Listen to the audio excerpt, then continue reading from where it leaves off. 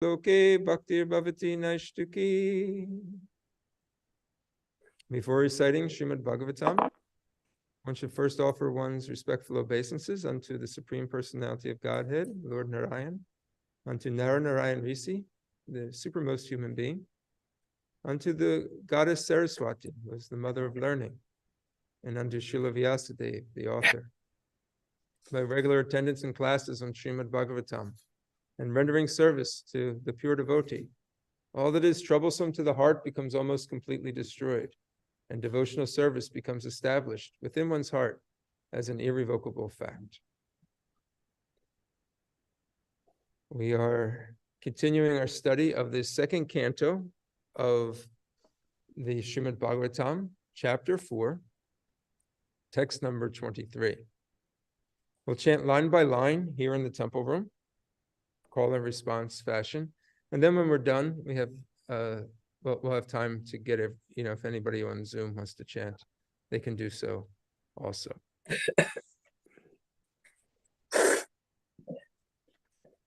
Puter mahadbir yaima puro vibur. Puter mahadbir yarima puro vibur. Nirmaya shete yadumusha purushaha. Nirmaya shete yadumusha purushaha. Bhunkte gunanso dasa sodasha mak. Let me say that again, sorry. Bhunkte gunanso dasha sodasha atmaka.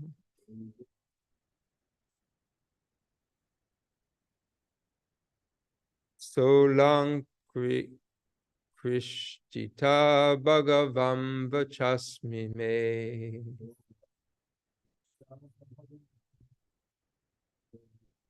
Puter Mahadbir Yaima Puro Vibur.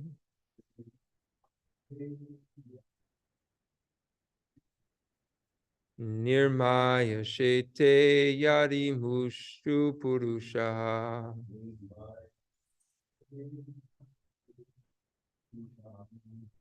Punkte Gunan So Dasha So Shtodasha Atmaka.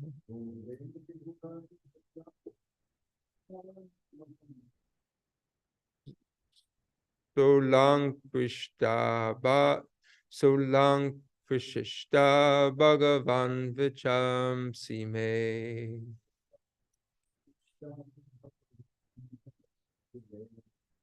Bhuter Mahabir Yaima Puro Vibur.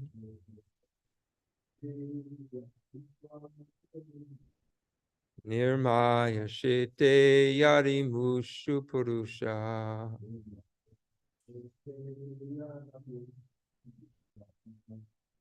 Punkte Gunan Shodasha Mak Atmaka.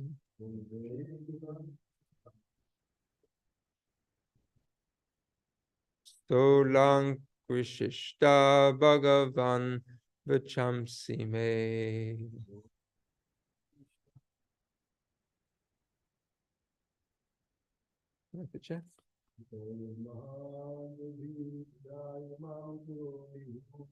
Puter Mahadbir Yaima Puro Vibur.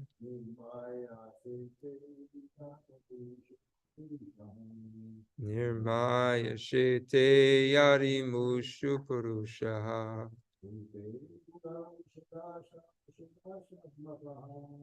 Bhunkte Gunan Shodasha Atmaka.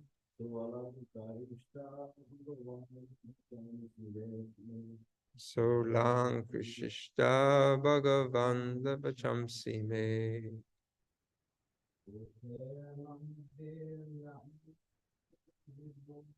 Bhuter Mahadbir Yaima Puro Vibur.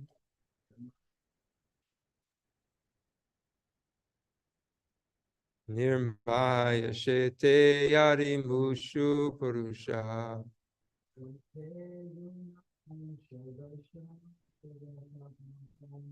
Bhunte gunansho dasha sudasha atmaka.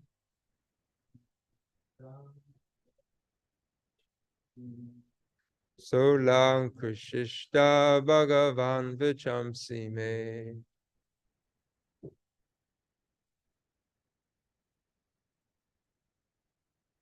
Uter Mahadvir Ya Ima Puro Vibur. Nirmaya Shite Yari Musho Purusha.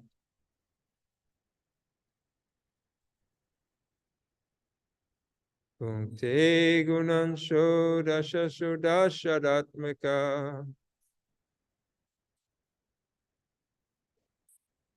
Solang Vishishta Bhagavan Vichamsi me.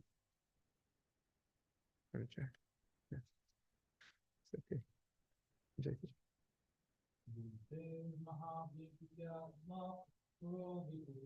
Uter Mahadvir Yarima Puro Vibur.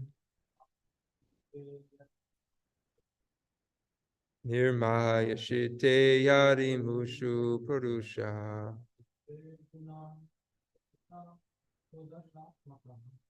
Bhunte Gunan Sodasha Atmaka. Solang Vishishta Bhagavan Vichamsi me. Devotees online?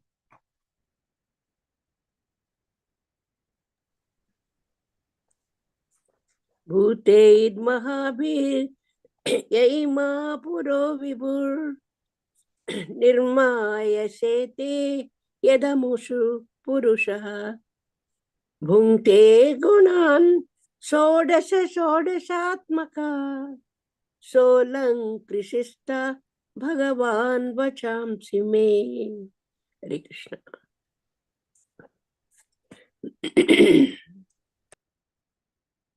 Anyone else?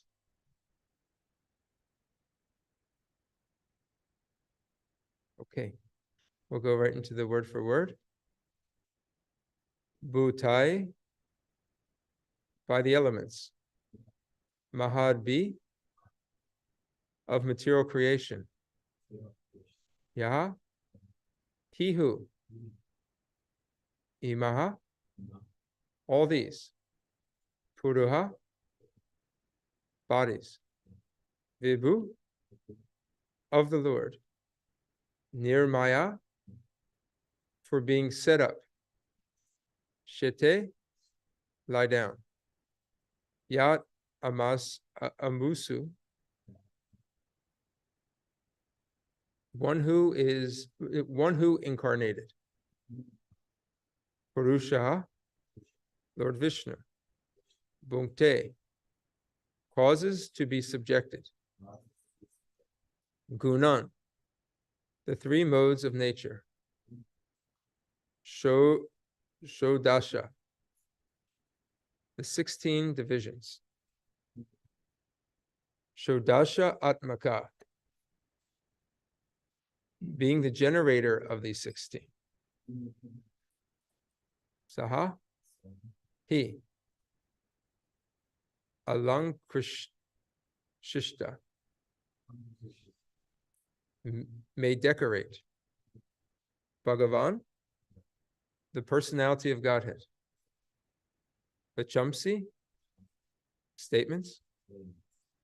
May, mine. Translation and purport by His Divine Grace, Srila A.C. Bhaktivedanta Swami Prabhupada. May the Supreme Personality of Godhead, who enlivens the materially created bodies of the elements by lying down within the universe, and who in his Purusha incarnation causes the living being to be subjected to the 16 divisions of material modes, which are his generator, be pleased to decorate my statements. Purport. So this is Sukadev Goswami. Before he's getting ready to talk, he's offering prayers to Krishna. So he's going to be explaining the process of the material creation. But before he begins, he's offering, this chapter mainly is a series of prayers. As a fully dependent devotee, Shukadev Goswami, unlike a mundane man who is proud of his own capability, invokes the pleasure of the personality of Godhead so that his statements may be successful and be appreciated by the hearers. The devotee always thinks of himself as instrumental for anything successfully carried out, and he declines to take credit for anything done by himself. The godless atheist wants to take all credit for activities, not knowing that even a blade of grass cannot move without the sanction of the Supreme Spirit, the personality of Godhead. Shukadev Goswami therefore wants to move by the direction of the Supreme Lord, who inspired Brahma to speak Vedic wisdom. The truths described in the Vedic literatures are not theories of mundane imagination, nor are they fictitious, as the less intelligent class of men sometimes think. The Vedic truths are all perfect descriptions of the factual truth, without any mistake or illusion, and Shukadev Goswami wants to present the truth of creation, not as a metaphysical theory of philosophical speculation, but as actual facts and figures of the subject, since he would be dictated to by the Lord exactly in the manner as Brahmaji was inspired. As stated in the Bhagavad Gita 15:15, the Lord is himself the father of the Vedanta knowledge, and it is he only who knows the factual purport of Vedanta philosophy. So there is no greater truth than the principles of religion mentioned in the Vedas. Such Vedic knowledge or religion disseminated by authorities like Shukadev Goswami, because he is a humble servitor of the Lord, who has no desire to become a self-appointed interpreter without authority. That is the way of explaining the Vedic knowledge, technically known as the parampara system, or descending process. The purport continues, but let's just pause there for a second and recapture some points that were mentioned. There's two ways of approaching education and disseminating knowledge. One is through an ascending process, and the other is through a descending process. The ascending process deals with the place of theories and speculation, observation based on our senses, and we come to various conclusions. Then there's the descending process, which comes in the form of knowledge that is handed down from a higher source of knowledge downward. So there's ways which we can utilize our senses, which are instruments. But those senses have some level of limitation to them. Our eyes can only see but so far, and can only see a certain range of color. Sringa Prabhu and Anna have glasses on. So if they take their glasses off, their vision would be limited. We look up into the sky, but we can only see so far into the sky. We look out into the horizon of an ocean, but eventually the earth turns and we can no longer see any further. We look up into the sky and we see these stars and we wonder what they must be, but we have no real knowledge into what actually is lying there. So that is the limitation. We look into microscopes or, we can see something that's very small. It makes it bigger. But even we're limited to the power of that microscope. Can it go even further? Can it go, can things get even smaller? We don't know. We're limited by the capacity of our brain and our intelligence. There is an original being in this universe that was created by Krishna. And we'll learn a little bit more about it. It was mentioned in this purport, and that was Brahma. Brahma, when he was first created, he wanted to figure out, what is the source of my creation? Where did I start? Where did I begin? Where did all this come from? And he was actually born from a lotus flower. And that lotus flower came from the abdomen, the navel of Mahavishnu, actually Garbhodakshaya Vishnu. And after ages and ages of just trying to figure out where his beginning was, he couldn't. So then he climbed up upon the, he heard this sound. It said, tapa, tapa. And tapa means austerity. So he went up and he performed austerity of just sitting in meditation on top of that lotus flower. And then from that, Lord Krishna invoked to him, he spoke to him knowledge of his beginning, knowledge of the universe, and knowledge of Krishna's transcendental personality.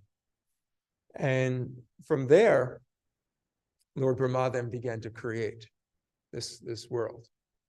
And so when it gives reference to Lord Brahma, that Shukadeva Goswami wanted to hear just as Brahma heard, he wants to make himself a vessel, an instrument, to be able, not the instrument of our senses, but an instrument in Krishna's hand, just like Krishna plays his flute.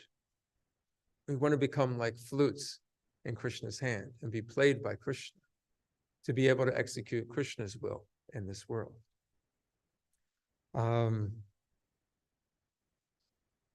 So that kind of captures the meaning of this first part, is that there are two ways to approach this knowledge. Shukadeva Goswami was acting in a way which he wanted to receive by Krishna, from Krishna, from this divine grace, this information, as opposed to just trying to speculate on it, trying to understand it. Srila Prabhupada, in his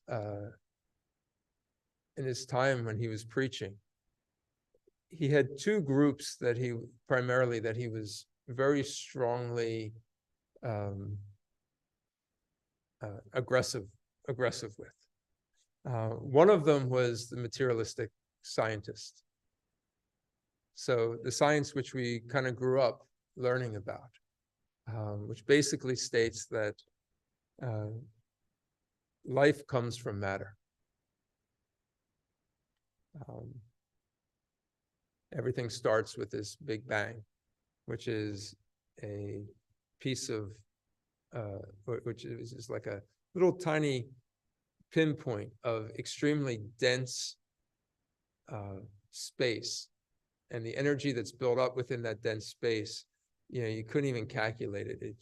We don't even know how it got there, but it had to start from that point. And then it became so dense and the forces became so strong that they exploded. And then from that explosion, within seconds, this universe just started expanding all over the place. Immense heat and light came out from it. And then it began to cool over time, and then particles began to join amongst themselves. And those particles then started forming structures. And those structures, I'm really summarizing it, over time began to turn into, some of it was just matter, and some of it became life. And some of it became amino acids, the DNA, were building blocks for civilization. And this is the theory that is understood. And this is what's taught primarily in science classes around the United States and Western civilization, and I'm sure elsewhere around the world. But it denies that one, there was a creator, and that also that the principal basis of life is that of the spirit soul. The spirit soul is what gives life to all matter. There's a difference between the stable and you and I sitting here. There's a difference between a rabbit that's out there searching for food, and a stone. You know, one is matter that has life within it. So this idea of acquiring knowledge, one can start at the point of, we're going to start at zero, and we're just going to try to put the pieces together and see how they work out and come up with an idea and a theory. And then we're going to test that theory, and then we'll try to, you know, if that theory doesn't test out, then we'll make adjustments to that theory, and then we'll keep doing that over and over again. And as we can see, theories of evolution, theories of creation, they're always changing. There's always a different spin on it. They're always discovering, you know, when did human civilization start? Well, it had to start around this period of time because of this situation and that situation. Then they'll find more evidence. Okay, well, scratch that. You know, now we have to start at another date.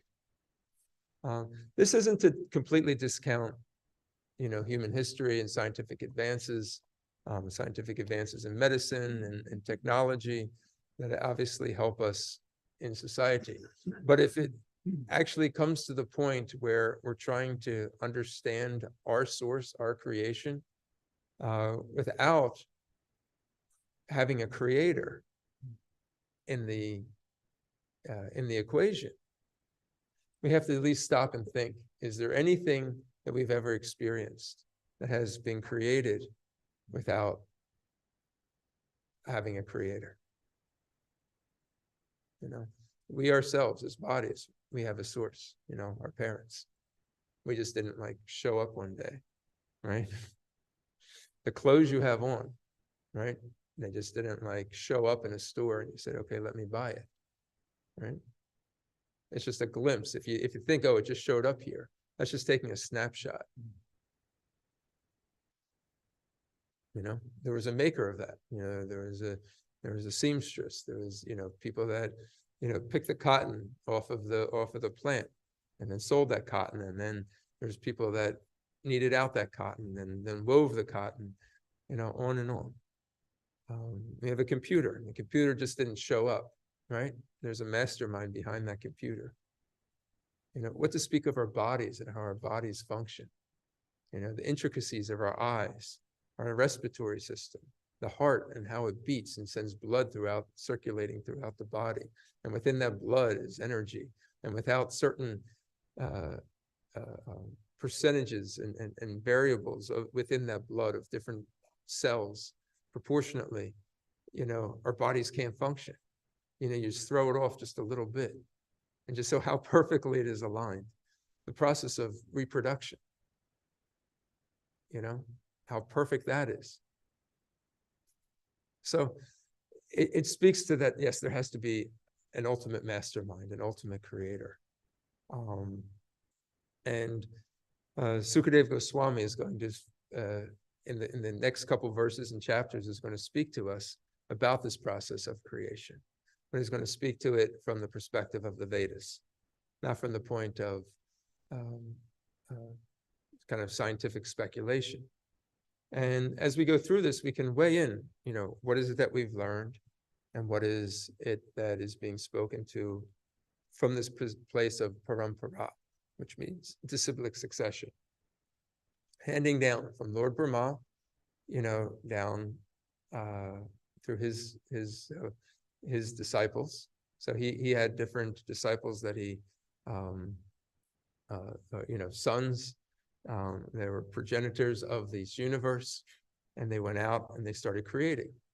And Lord Brahma instructed many people on this spiritual science. Lord Brahma is the head of our parampara. There are 4 paramparas: the Brahma Sampradaya, the Vishnu Sampradaya, the Rudra Sampradaya, and the Kumar Sampradaya, 4 Kumar Sampradaya. So when we go through this, we can make a comparison. We can be aware of what we've learned, you know, in school and through history, and what is being presented. And we'll see some things are complementary and some things may, you know, be different, challenging.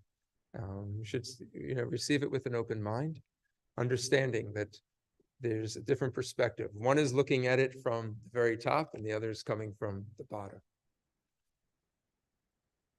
Let's continue here in the purport. The intelligent man can see without mistake that any material creation, whether one's own body or a fruit or flower, cannot beautifully grow up without the spiritual touch. The greatest intelligent man of the world, or the greatest man of science, can present everything very beautifully, only insofar as the spirit life is there, or insomuch as the spiritual touch is there. Therefore, the source of all truths is the Supreme Spirit, and not gross matter, as wrongly conceived by the gross materialist. We get information from Vedic literature that the Lord himself entered the vacuum of the material universe, and thus all things gradually developed one after another. Similarly, the Lord situated as localized Paramatma in every individual being,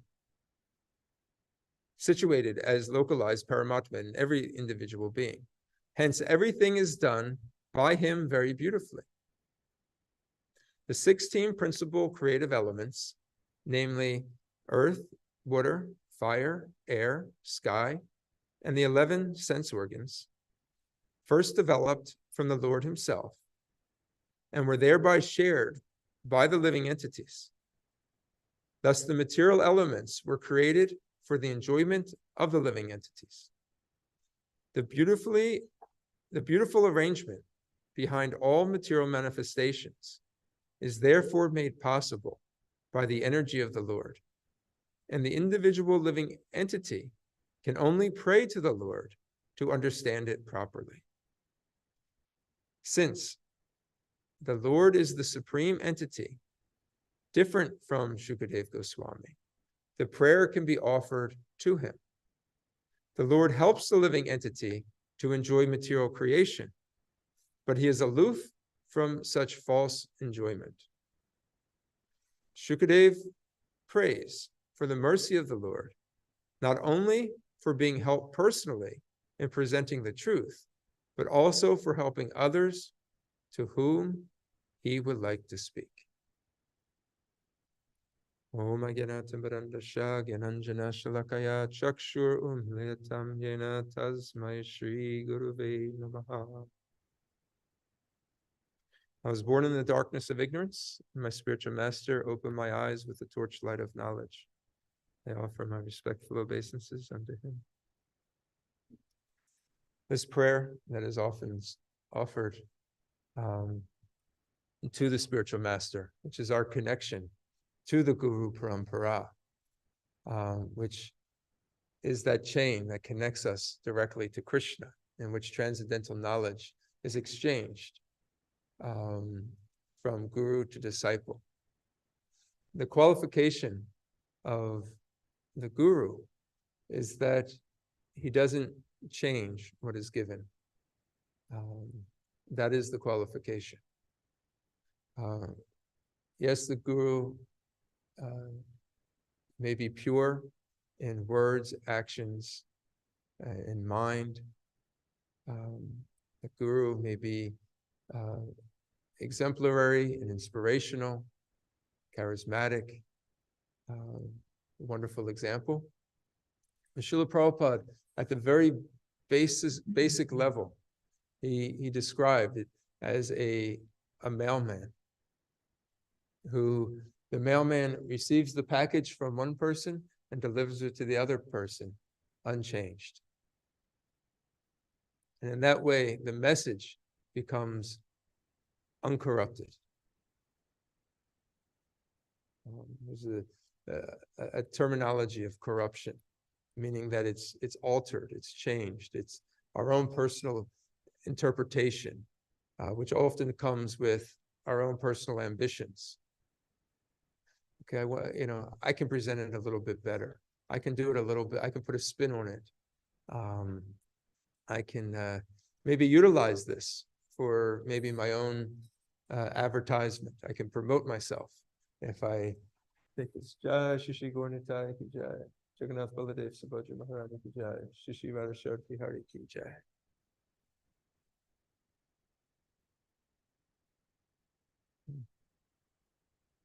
But to be used by Krishna, to be used by the Lord,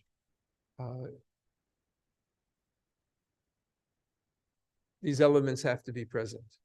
One, we have to have the desire not to corrupt, not to change, not to alter for our own personal promotion, for our own personal gain. Now, we may see devotees who have been taught and educated, have been trained to be able to utilize spiritual knowledge and apply it to society based on time, place, and circumstance. But the core message is unadulterated, is not changed.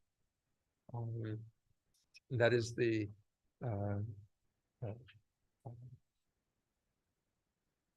connection that a devotee has with the Lord, to be able to, he has no personal ambition himself, but is ultimately asking the Lord to please use me and engage me in your service. The Hare Krishna Maha Mantra, when it's translated by Srila Prabhupada, he says, "O energy of the Lord," which is Srimati Radharani, "O Krishna, O attractive Lord, please engage me in your service." And that is the prayer. Not let me do something independently, but let me do something for your pleasure. So Sukadev Goswami, he's praying before he's speaking, before he's instructing, before he's teaching, to please engage me in your service. Use me as an instrument. Do not allow me to add in any of my own speculations, but let me present it as you have presented it, to me. So this is a lesson that we should learn. The tendency may be there to, for our own personal recognition, we want to gain something out of it. We have to be able to follow this example. If we really want to be used by Krishna, if we want to be in the presence of Krishna, it's very simple. You just have to ask to be an instrument. The truth is, we can never truly be independent. Even if our desire is to be independent, the spirit soul is always connected to Krishna. What we think is independent is not the spirit soul, but is actually this material conception of life. That material conception of life and this desire to be independent, is the whole reason that Krishna creates this material world. This material world is being described in this verse, but the whole reason behind it is that Krishna wanted to give the living entities who had the desire to experience independence an opportunity to enjoy separately in a way that they couldn't do if they were in true knowledge of their constitutional position as spirit souls. They first had to forget that they were a spirit soul.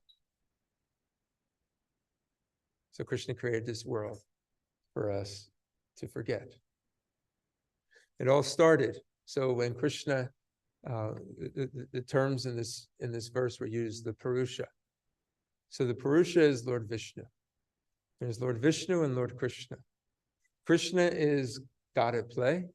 Vishnu is God at work.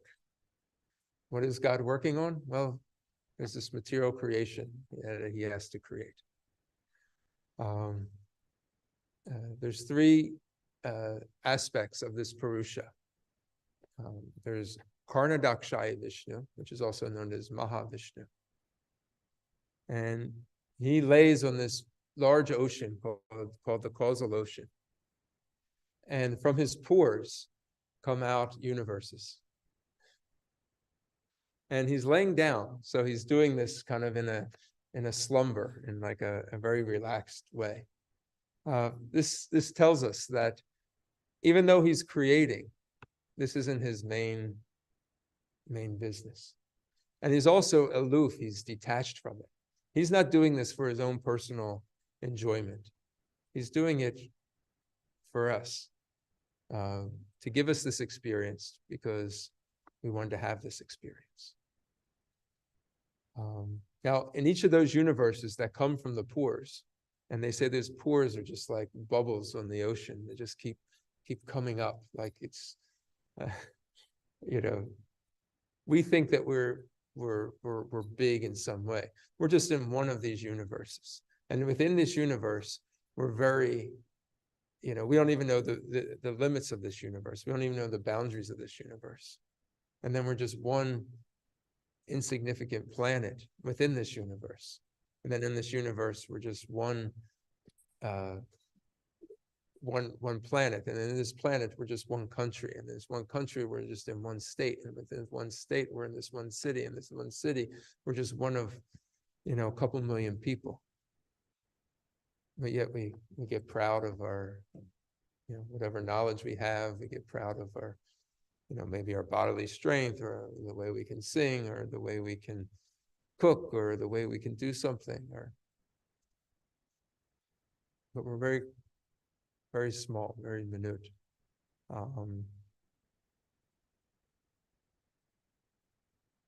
Within each of those universes, another Vishnu manifests, and that is called Garbhodakshaya Vishnu. And from that Garbhodakshaya Vishnu comes a lotus stem from his navel, and that was when Lord Brahma is born. Lord Brahma is then in charge of the secondary creation, which he then creates all of basically the material aspects of all the universes within his particular universe. But in each of those universes is another Brahma. Our Brahma has 4 heads. Our Brahma, he was told this by by Krishna when he tried to steal the cowherd boys. So in Vrindavan, our Lord Brahma, he was wondering. He says, this boy Krishna, everybody's saying that he's the supreme person, and I can't understand how it is that he can actually be, he can be the controller, the supreme Vishnu, because he knows that his source was Lord Vishnu. And but he saw Krishna playing in Vrindavan with all his calves and all his friends. And one day, Lord Brahma came and he removed. Krishna went out looking for a cow, and he came back and they were all gone. Lord Brahma had stolen them. And he wanted to see, what is going to be this Krishna's response. And what Krishna did was, he was worried. He says, how can I go home? And my parents, they're going to wonder, what happened? What happened? You're the only one that came back and they're all gone. And so he expanded himself into all the cows and all the boys. So when he returned home, nothing was out of place. In fact, everything was actually more sweet. The cows were actually even more excited to see their calves.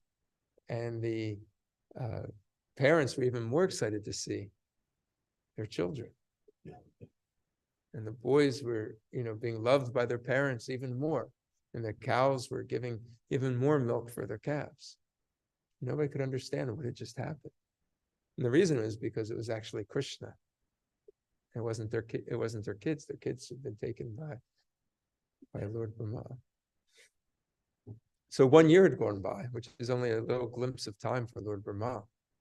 One of our, Lord Brahma, 4.32 billion years for us is 1 day of Lord Brahma.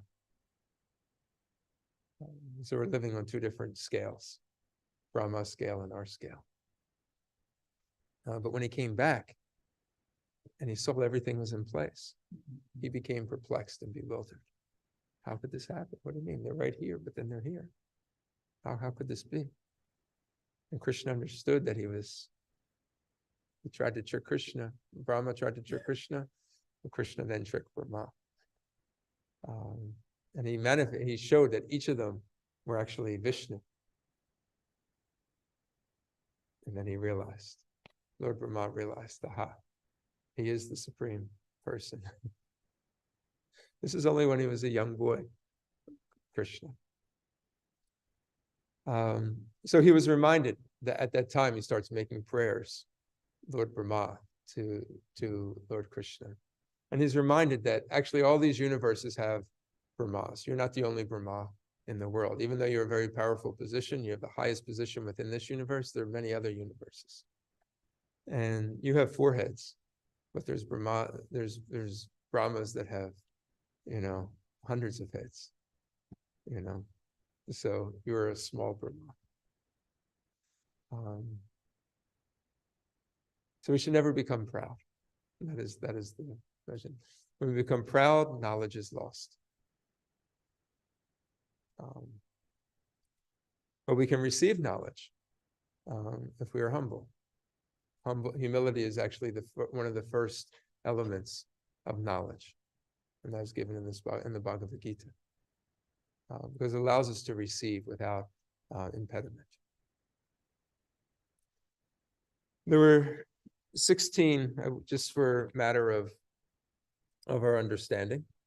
The material creation is called the Mahatattva. Mahatattva. In the spiritual sky, this material world is considered to be like 1/4 of the entire, all of creation, the spiritual world 3/4. And Srila Prabhupada describes it as like a sky that has like a cloud.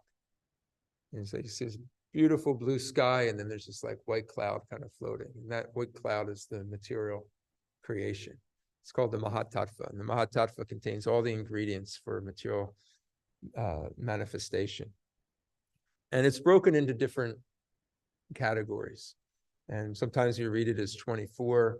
Here it is given as 16 elements. But these are all just different combinations of material ingredients. Just for our own education, those that know it, just as a reminder, the 16 elements that are mentioned here: earth, water, fire, air, and ether. And then there are the 11 acting senses. The first one is the mind. The mind is considered one of the senses. But then there is what's Gyanindriya, which is knowledge acquiring senses. Those are the eyes, ears, nose, tongue, and our skin. So this is what we use to acquire knowledge. We see, we smell, we taste, we touch, and we hear. They are the knowledge acquirer, or Gyanindriya. And then there's the Karmindriya. So the active or working senses in which we act on the world with. And that is our voice, our legs, our hands, the genitals, and the anus. That is described as the 10 senses, and then the mind is 11, earth, water, fire, air, and ether. That is 16. Sometimes we hear of 24. That includes the objects of the senses: smell, taste, form, touch, and sound. And then false ego, intelligence, and the modes of material nature. That gives the 24 elements of the material nature. So that's just a list. We call that knowledge, jnana. Jnana doesn't have so much value to us if it's not realized or placed in connection with Krishna. So we're going to hear a lot about material creation. We're going to hear different lists. We're going to hear about how these different aspects of the material energy interact with one another. The Srimad Bhagavatam is a book about devotion and how to develop our devotion to Krishna. So therefore, we need to see it through the lens of connecting it with Krishna. It's not something that we can just feel, okay, now I've memorized 16 elements of creation, or I know the 24 elements of creation. That's good. But we have to be able to see them in connection. Why is Krishna telling us this? Why is this important for me to understand? We are here in this material world, and we have a material body, and we're interacting, for the most part, like we are material bodies. But we should really understand what the system and how the system works, what the products are made out of. And then at the basis of realization, we can then be able to separate. This is the material energy. And I'm a spirit soul. I'm actually different than this material energy. And when you see this distinction, and you can identify, I'm not this material energy, even though I can see this material energy, realization then begins to take place. Then it becomes vijnana. You become less affected by the material world. I'm a tongue. I like to taste. Actually, no. I'm a spirit soul that has a tongue. That's identifying with this material body. That's identifying with some taste. I have senses that like to feel and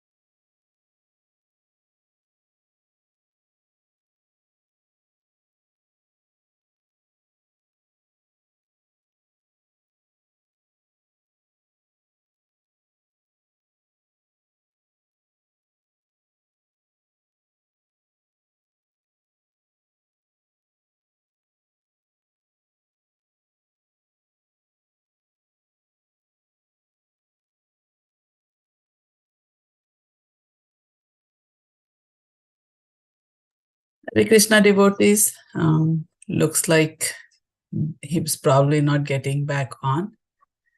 So we'll just end the class here. Vanchakalpatrubhyascha kripa sindhubhya eva cha patitanam pavanebhyo पावनेभ्यो वैष्णवेभ्यो vaishnavebhyo नमो नमः। namo. Hare Krishna.